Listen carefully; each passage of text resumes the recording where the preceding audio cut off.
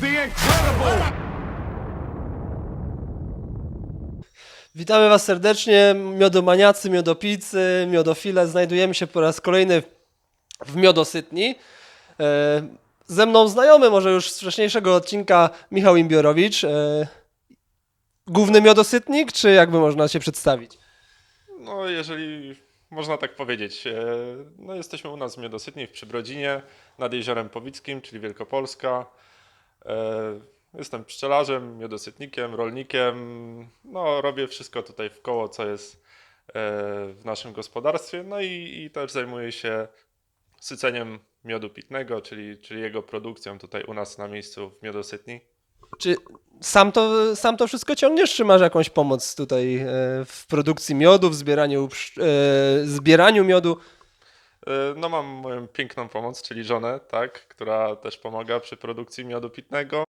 Ogólnie to jest, no można powiedzieć, biznes rodzinny, chociaż no, biznes to może duże słowo, bardziej pasja, bo wszystko co robimy, no robimy przede wszystkim z miłości do pszczół, tak, bo to jest to, co kocham i też miodosytnie jest tego efektem tak naprawdę, a nie początkiem, tak. Trochę wyprzedziłeś moje kolejne pytanie, bo chciałem, żebyś dokończył zdanie dla mnie. Robienie miodów pitnych dla mnie to... Pasja przede wszystkim. Przede wszystkim pasja, tak? Biznes również? Czy to jest jednak pochodna pasji? Biznes to może za duże słowo, tak? Bo to jest raczej przy naszej skali produkcji, przy tej, które mamy, przy tej skali sprzedaży, którą mamy, bo to działamy jako produkt lokalny tak naprawdę, to powiedzmy, no byśmy z tego nie wyżyli, tak? Ale z racji tego, że to jest element całej układanki, którą tam gdzieś stworzyliśmy, z taką myślą, żeby no, nie opierać swoich dochodów na jednej nodze, tylko jakoś to podzielić, no to wszystko się fajnie uzupełnia, komponuje i jedno drugie wspiera, więc no, systematycznie to nasze Wszystko gra generalnie. idzie w dobrym kierunku, nie? Dobrze.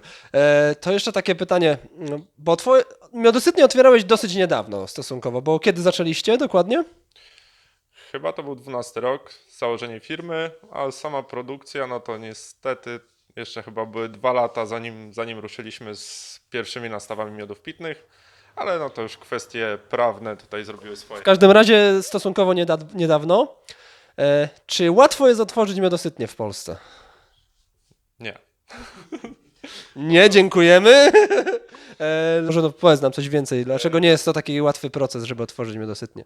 To znaczy tak, no jesteśmy pszczelarzami, tak, osobami, nie jesteśmy prawnikami, musieliśmy wszystkiego się nauczyć sami, do wszystkiego dojść, wszystkie ustawy rozszyfrować, wbrew pozorom nie tylko ta o wyrobie i rozlewie wyrobów winiarskich, ale ich jest dużo więcej. No bo no, ktoś zaczyna od zera, tak? Mieliśmy 23 lata, ułańską fantazję. Tata mi przekazał gospodarstwo, ja chciałem iść w tym kierunku. Słowa uznania dla taty, że się w ogóle na to zgodził i nie oponował, tylko po prostu to zrobiliśmy.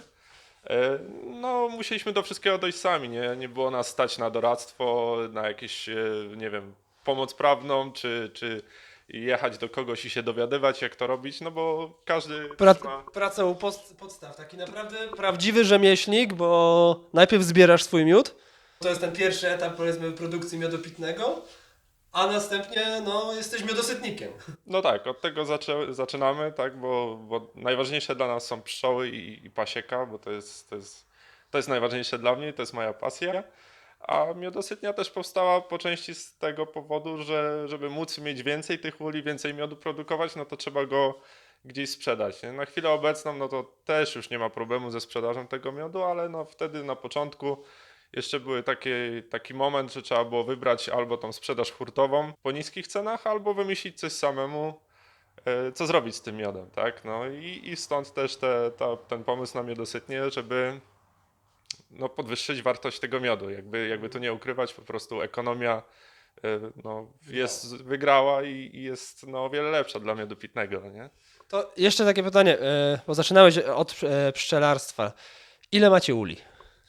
No, ilość uli się waha między 200 a 300, w zależności od momentu roku, od roku. W tym roku miała być pasieka zwiększona, już miało być ponad 300, no niestety no mieliśmy dużo przeszkód w tym roku, bo i trochę podtruć pszczół i też susza zrobiła swoje, dlatego no, nie wszystko się udało zrealizować tak, jak było zaplanowane.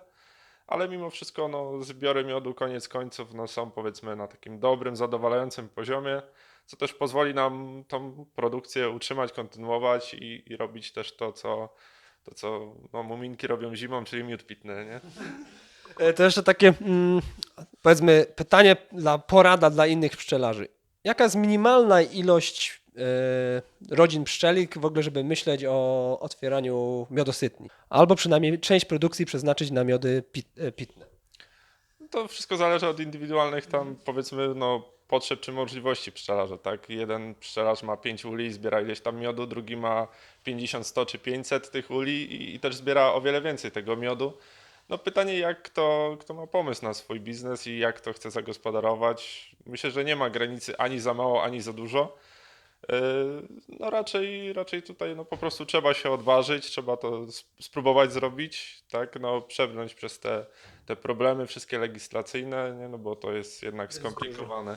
Od czegoś trzeba zacząć, tak, no dlaczego wydaje mi się, że pszczelarze mają łatwiej? Po pierwsze, jak się dobrze pszczelarz postara, no to ma swój surowiec, tak, czyli no na wstępie jest dużo pieniędzy zaoszczędza, no bo ten miód ma, no w naszym przypadku też przed rozpoczęciem produkcji tych uli było mniej i ten miód też zbieraliśmy przez rok czy 2 lata, czy no gromadziliśmy, on był w beczkach i wiedzieliśmy, że go w końcu zagospodarujemy, bo miód się nie psuje, jest produktem, który można spokojnie przechowywać i wykorzystać do produkcji miodu pitnego. No i tak mi się wydaje, że jak ktoś inny pszczelarz chce spróbować, no to no jest na wygranej pozycji, jeżeli nawet nie ma ogromnego budżetu, no to już ma ten surowiec, no, który jakby nie ukrywać, no jest bardzo drogi, tak? Jeżeli coś nie wyjdzie na swoim miodzie, no to nie wyjdzie, trudno, tak? A jeżeli zainwestujemy ileś tysięcy w miód i nie wyjdzie, no to już się robią kryzysowe sytuacje w tym momencie.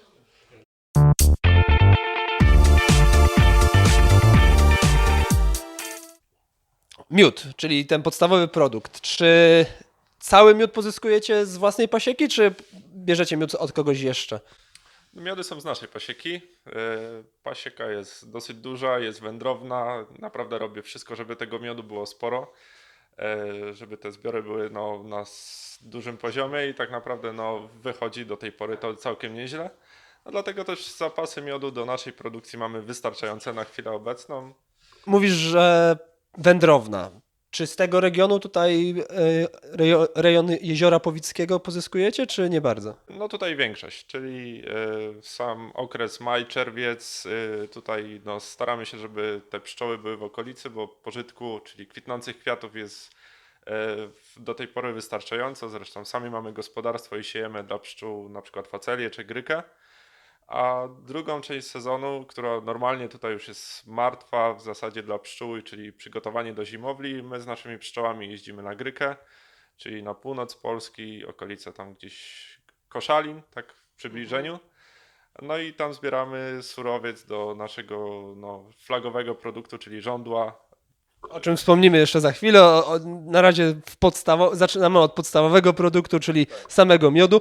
Czyli można powiedzieć, że nie tylko macie własną pasiekę, wy wręcz siejecie te kwiatostan dla pszczół, później do waszego miodu pitnego? No tak, dokładnie tak. No trochę tak jakby ktoś robił piwo i miał swój jęczmień, pola z jęczmieniem i z chmielem.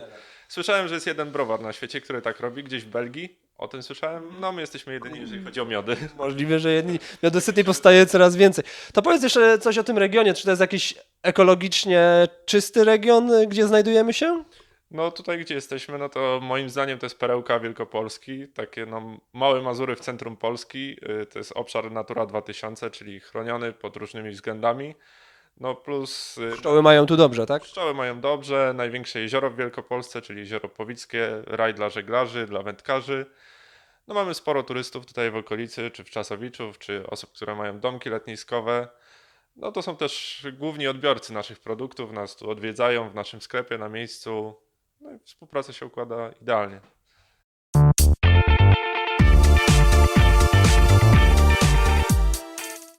No to wróćmy do, powiedzmy, słoiczka z miodem. Jakich miodów używacie do waszych miodów pitnych? Czy to jest jakiś konkretny gatunek, czy jakaś mieszanka?